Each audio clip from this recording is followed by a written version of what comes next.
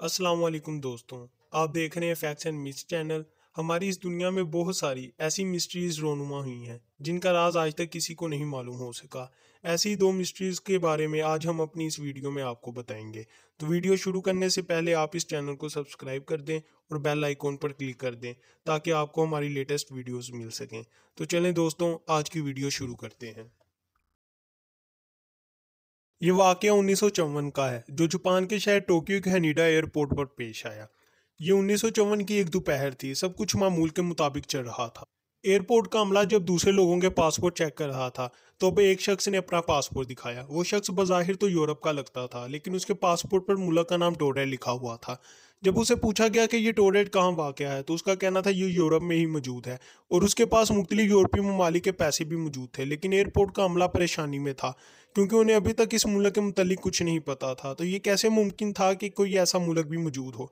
इसी वजह से जब उन्होंने उसे टोरेट के मुतल्लिक मज़ीद मालूमात लेने की कोशिश की तो वो खासा नाराज़ हुआ और कहने लगा कि ये दौरा उसकी अपनी कंपनी की तरफ से और ये इस साल का जापान का तीसरा दौरा है और वो पिछले 5 साल से इस तरह जापान के कई दौरे कर चुका है। इस वजह से वो तशवीश में था कि उसके इस दफ़ा के दौरे को क्यों मशकूक बनाया जा रहा है। चनाचा एयरपोर्ट के अमले को उस कंपनी के बारे में भी कोई तस्दीक नहीं मिली जिस कंपनी का वो जिक्र कर रहा था, और जिस होटल में उसने अपना कमरा रिजर्व करवाया था वो भी उसके मुतल्लिक नहीं जानते थे। जिस तरीके से वो जापानी बोल सकता था उसे उसके पिछले दौरों का अंदाज़ा लगाया जा सकता था। वो मादरी ज़ुबान फ्रेंच बोलता था और वो ये जानकर बहुत हैरान हुआ कि उसका मुल्क दुनिया के नक्शे पर कहीं मौजूद नहीं है। जिस जगह उसने अपने मुल्क की निशानदेही की थी यानी फ्रांस और स्पेन के दरमियान, वहाँ टोरेट की बजाय अंडोरा नाम का एक मुल्क था। उसने कहा कि अंडोरा की जगह टोरेट मौजूद है और टोरेट यहाँ हज़ारों सालों से मौजूद है। एयरपोर्ट का अमला उसे मजीद तफ्तीश करना चाहता था लेकिन उसे ज़्यादा देर अपनी कस्टडी में नहीं रख सकते। इसी वजह से उसे एयरपोर्ट के करीब एक होटल के एक कमरे में ठहराया गया और होटल के कमरे के बाहर सिक्योरिटी का अमला भी बिठाया गया। रात को उसे डिनर दिया गया और वो जल्द सो गया। रात भर उसकी निगरानी की गई कि कहीं वो कहीं भाग ना जाए और वो स्मगलर ही ना हो। सुबह जब उसके कमरे में गए तो वो वहां मौजूद ना था। दूसरा बाहर निकलने का रास्ते एक ऊंची खिड़की थी जिसके नीचे एक बहुत मसरूफ सड़क गुजरती थी। इस वजह से वो वहां से भी नहीं भाग सकता था। इसी वजह से वो हैरान थे कि वो आखिर कहाँ गया और इमिग्रेशन के दफ्तर से उसके तमाम कागजात भी गायब हो गए थे। इस पुरअसरार हरकत के ऊपर एक मशहूर किताब डायरेक्टरी ऑफ पॉसिबिलिटीज में भी लिखा गया है कि क्या वो शख्स टाइम ट्रैवलर था, तो उसका सिर्फ अल्लाह ही को इल्म है।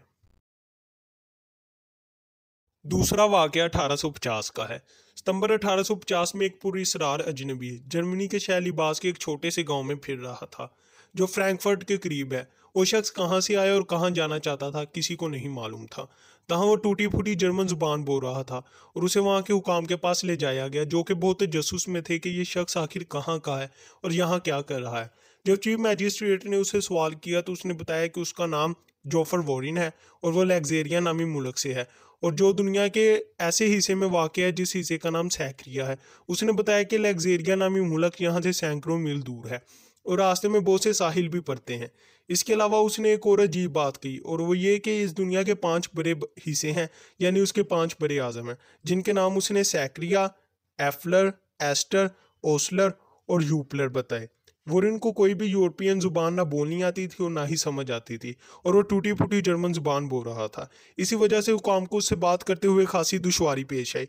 बहरहाल उसने दावा किया कि वह लेग्जेरियन और एब्रामियन जुबान लिखना और बोलना जानता है और एब्रामियन जुबान के मुतल्लिक उसने बताया कि लेग्जेरिया के उलमा एब्रामियन जुबान अपनी लिखाई के लिए इस्तेमाल करते हैं और उधर के लोगों के लिए ये एक आम जुबान है।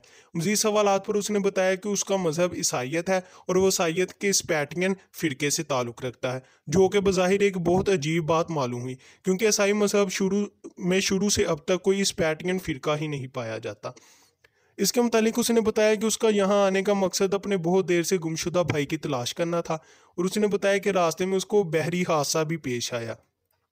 और फिर उसने बताया कि मुझे नहीं पता कि यह हादसा मुझे समंदर में कहाँ पेश आया और मैं जर्मनी में कैसे पहुँचा। मैजिस्ट्रेट जो कि खुद जोग्राफियाई तौर पर बहुत माहिर था, उसने उसे नक्शा भी मुहैया किया लेकिन वो अपना मुल्क साबित ना कर सका। इसके बाद उसको बर्लिन ले जाया गया ताकि मजीद जांच पड़ताल की जाए। इसके बाद उसका पता ना चल सका और उसका किस्सा यहीं बर्लिन में ख़त्म हो गया।